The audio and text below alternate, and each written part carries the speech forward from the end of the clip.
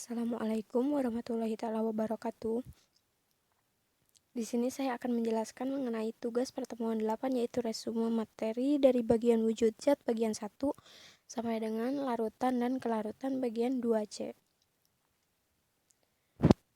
Yang pertama di sini terdapat peta konsep, yaitu pada wujud zat bagian 1 menjelaskan pendahuluan dan ikatan kimia. Kemudian wujud zat bagian 2 ada wujud zat dan kesetimbangan fase. Kemudian larutan dan kelarutan bagian 1 ada pendahuluan, kelarutan gas dalam cairan, dan kelarutan cairan dalam cairan. Untuk larutan dan kelarutan bagian 2A terdapat faktor pengaruh, yaitu temperatur, penambahan ion sejenis, penambahan surfaktan, ukuran partikel, dan ukuran molekul. Kemudian ada polimorfisme. Terus untuk kelarutan bagian 2B ada faktor pengaruh konstanta dielektrik atau KD. Dan untuk larutan dan kelarutan bagian 2B2 ada faktor pengaruh pH pelarut.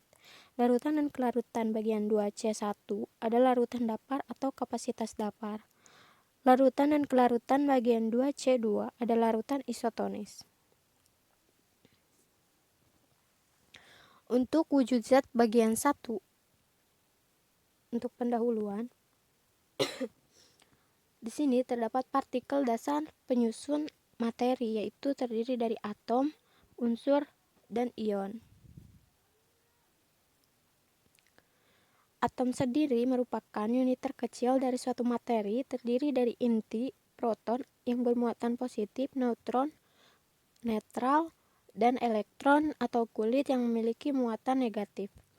Molekul terdiri dari unsur dan senyawa. Unsur merupakan zat tunggal yang sudah tidak bisa dibagi-bagi lagi menjadi bagian yang lebih kecil. Unsur tersusun dari kumpulan atom yang memiliki jumlah proton yang sama pada intinya yang disebut dengan nomor atom unsur. Kemudian senyawa merupakan zat tunggal yang terdiri dari beberapa unsur yang saling kait-mengait, yang terbentuk dari minimal 2 unsur yang berbeda. Kemudian, ion merupakan bentuk aktif dari suatu unsur, dibagi menjadi 2, yaitu kation atau ion yang bermuatan positif dan anion, ion yang bermuatan negatif. Kemudian, pada ikatan kimia sendiri adalah gaya tarik-menarik yang kuat antar atom atau antar molekul untuk menjamin suatu atom atau molekul dalam keadaan stabil. Dibagi menjadi 2, yaitu ikatan antar atom dan ikatan antar molekul. Pada ikatan antar atom dibagi menjadi 2, yaitu ikatan ionik dan ikatan kovalen. Ikatan ionik merupakan ikatan yang terjadi akibat perpindahan elektron dari satu atom ke atom lain, karena adanya perbedaan muatan dan tingkat afinitas elektron yang tinggi. Seperti contohnya adalah HCl, di mana Cl mempunyai muatan negatif yang berkoordinasi dengan H yang memiliki muatan positif, sehingga terbentuklah HCl. Kemudian untuk ikatan kovalen, ikatan yang terbentuk karena penggunaan bersama pasangan elektron, terdiri dari ikatan tunggal, ikatan rangkap, dan ikatan koordinasi. Contohnya yaitu pada CO2 yang saling melengkapi elektron satu sama lain. Kemudian untuk ikatan antar molekul terdiri dari ikatan van der Waals dan ikatan hidrogen. Ikatan van der Waals ini adalah ikatan yang dimiliki oleh gas-gas mulia, di mana ikatan ini lebih lemah jika dibandingkan dengan ikatan kovalen, ion, dan ikatan logam. Molekul terbentuk dari atom-atom yang memiliki elektron dan proton yang muatannya berlawanan, sehingga jika molekul berdekatan akan menimbulkan gaya tarik-menarik antar atom inti yang bermuatan positif dari satu molekul dengan elektron yang dimiliki molekul yang lainnya. keadaan ini menyebabkan ikatan yang terjadi relatif lemah, melibatkan dispersi muatan dalam satu molekul yang disebut dengan dipol. Kemudian ada ikatan hidrogen. Ikatan yang terjadi antara atom hidrogen yang terikat dengan atom yang sangat elektronegatif. Contohnya adalah N, O, atau F, dan lainnya. Kemudian, ikatan muncul sebagaimana ikatan NH, OH yang bersifat polar di mana parsial positif pada H dan muatan parsial negatif pada N dan O. Pada wujud zat bagian 2, yaitu terdiri dari wujud zat dan kesetimbangan fase. Untuk bagian wujud zat, di sini zat ada yang berupa padat, cair, dan gas. Prinsip perbedaan wujud zat yaitu zat memberikan wujud memiliki kerangka kristal. Kerapatan dan jarak antar di sini merupakan prinsip perbedaan wujud zat. Itu yang terdiri dari zat memberikan wujud memiliki kerangka kristal. Kemudian kerapatan dan jarak antar partikel, di mana semakin rapat jarak antar partikel ini, maka benda tersebut semakin padat. Kemudian sifat gerakan partikel dan gaya tarik-menarik antar partikel atau kohesi. Untuk gaya tarik-menarik sejenis dan adesi tidak sejenis. Kemudian bobot jenis. Perubahan wujud zat. Padat menjadi cair dan ketika dipanaskan lagi akan menjadi gas. Di sini perubahan wujud ini ada yang menggunakan ada yang bersifat endotermik dan eksotermik.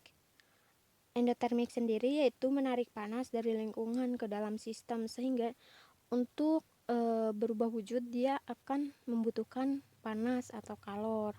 Dan eksotermik yaitu proses pengeluaran panas dari dalam sistem. Jadi dia kalau misalkan berubah wujud, dia akan mengeluarkan panas. Contoh maksudnya kehilangan panas. Contohnya adalah es batu, jika diberikan panas, dia akan berubah menjadi cair dan kemudian dipanaskan lagi, maka akan berubah menjadi gas.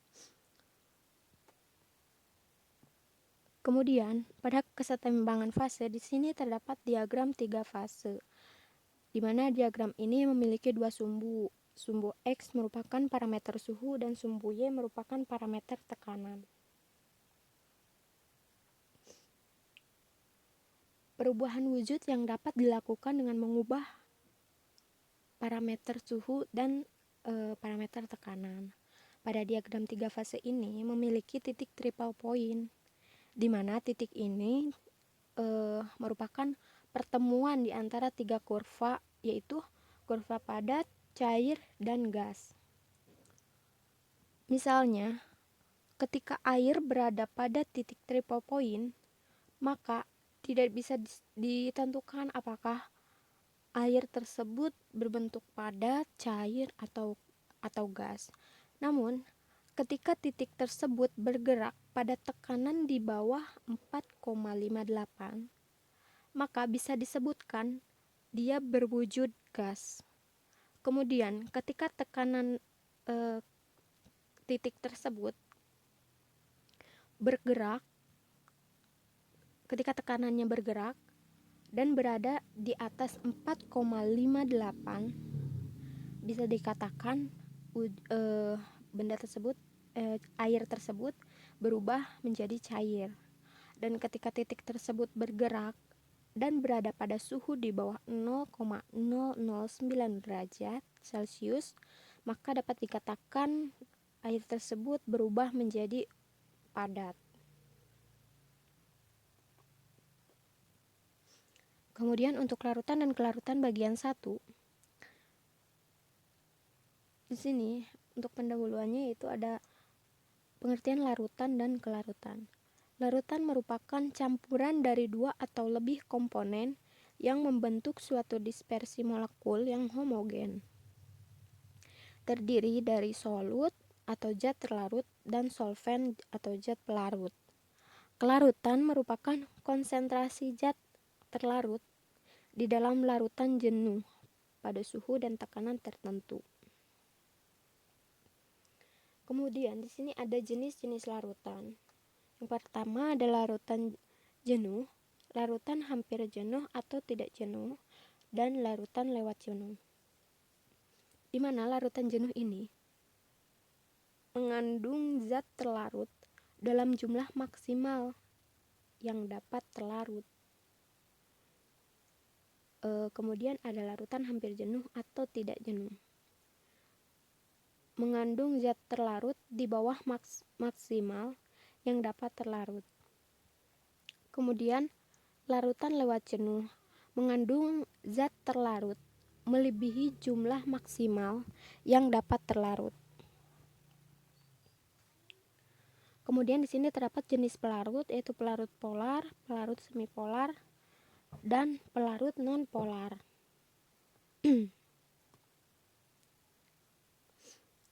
Kemudian ada kelarutan cairan dalam cairan. Terdapat faktor yang mempengaruhi kelarutan, yaitu ada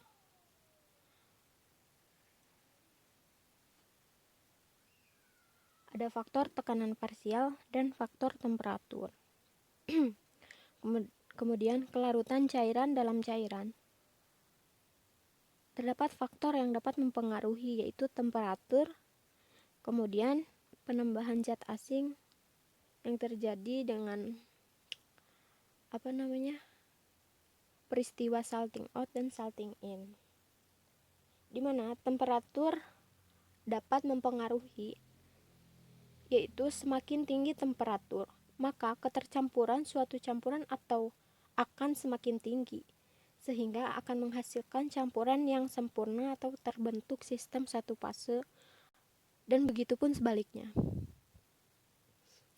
Kemudian pada penambahan zat asing akan terjadi peristiwa salting out dan salting in, di mana salting out merupakan ketika suatu zat yang ditambahkan hanya mampu larut dalam salah satu pelarut, sehingga ketercampuran dua pelarut tersebut akan menurun. Kemampuan ketercampuran dua pelarut tersebut akan menurun. Kemudian salting in, ketika suatu zat yang ditambahkan mampu larut dalam kedua cairan tersebut dengan kelarutan yang hampir sama, maka ketercampuran akan semakin tinggi atau kedua cairan akan mengikat.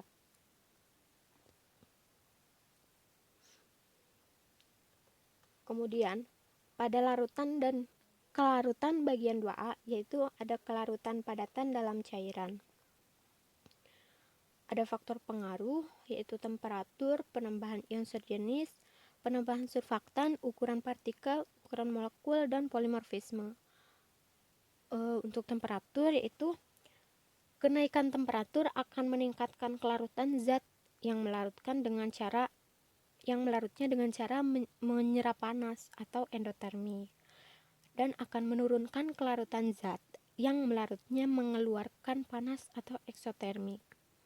Kemudian penambahan ion sejenis, di mana kelarutan akan menurun dengan penambahan ion sejenis dan akan meningkat dengan penambahan ion tidak sejenis. Kemudian penambahan surfaktan. Surfaktan di sini merupakan molekul amphiphil yang tersusun dari bagian polar bagian polar atau hidrofilik, yaitu bagian kepala, dan bagian nonpolar atau hidrofobik, yaitu ekor. Pada konsentrasi rendah, dalam larutan surfaktan berada pada permukaan atau antarmuka larutan dan memberikan efek penurunan tegangan permukaan.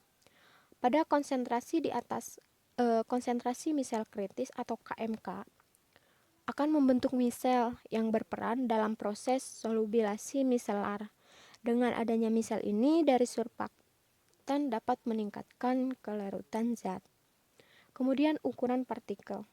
Semakin kecil ukuran partikel, maka luas permukaan akan semakin tinggi, sehingga interaksi antara solut dan solvent lebih besar atau kelarutan semakin meningkat. Dan semakin besar ukuran partikel, maka kelarutan akan semakin menurun. Kemudian polimorfisme. Polimorfisme adalah suatu sebutan untuk zat yang memiliki lebih dari satu bentuk struktural kristal. Memiliki lebih dari satu bentuk atau struktural kristal maksudnya. Karena titik leleh merupakan salah satu faktor yang mempengaruhi kelarutan, maka polimorf akan memiliki kelarutan yang berbeda. Kemudian kelarutan bagian 2B. Di sini terdapat faktor pengaruh konstanta dielektrik, di mana polaritas molekul pelarut dan zat terlarut dapat mempengaruhi kelarutan, dan kepolaran dapat dilihat juga dari konstanta dielektrik. Semakin polar suatu zat, maka konstanta dielektrik semakin tinggi. Suatu zat memiliki kelarutan tinggi dalam suatu pelarut, yaitu jika memiliki KD yang sama atau mendekati KD pelarut. Kemudian untuk kelarutan dan kelarutan bagian 2B, yaitu ada faktor pengaruh pH pelarut. Kelarutan senyawa elektronik yang terionisasi dalam air sangat besar dipengaruhi oleh pH. Jadi senyawa non-elektron yang tidak terionisasi hanya sedikit dipengaruhi oleh pH. Peningkatan pH dapat meningkatkan kelarutan senyawa basa lemah karena berada dalam bentuk garam yang larut. Kemudian, penentuan pH optimum untuk menjamin larutan yang jenuh dan efektivitas maksimum. Kemudian, untuk larutan dan kelarutan bagian 2C1. Di sini ada larutan dapar atau kapasitas dapar, di mana dapar sendiri merupakan senyawa-senyawa atau campuran senyawa yang dapat menghilangkan pengaruh pH terhadap penambahan sedikit asam atau basa. Larutan dapar merupakan kombinasi asam lemah dengan basa konjugasinya atau basa lemah dengan asam konjugasinya. Kemudian ada kapasitas dapar. Kapasitas dapar merupakan besaran penahanan perubahan pH oleh dapar atau perbandingan penambahan basa kuat dengan perubahan pH terjadi akibat penambahan basa. Kemudian untuk larutan dan kelarutan bagian 2C2, yaitu ada larutan isotonis, di mana larutan isotonis ini adalah larutan yang mempunyai tekanan osmosa sama dengan jaringan, di mana iso adalah sama dan tonis adalah tekanan. Kemudian di mana larutan ini setara dengan larutan NaCl 0,9%. Efek hipotonis akan menyebabkan eritrosit mengembang kemudian pecah, dan efek hipertonis itu sel akan kehilangan air dan akan menciut atau dehidrasi. Sekian penjelasan dari saya. Mohon maaf bila ada salah-salah kata, dan mohon maaf apabila kurang dimengerti. Wassalamualaikum warahmatullahi wabarakatuh.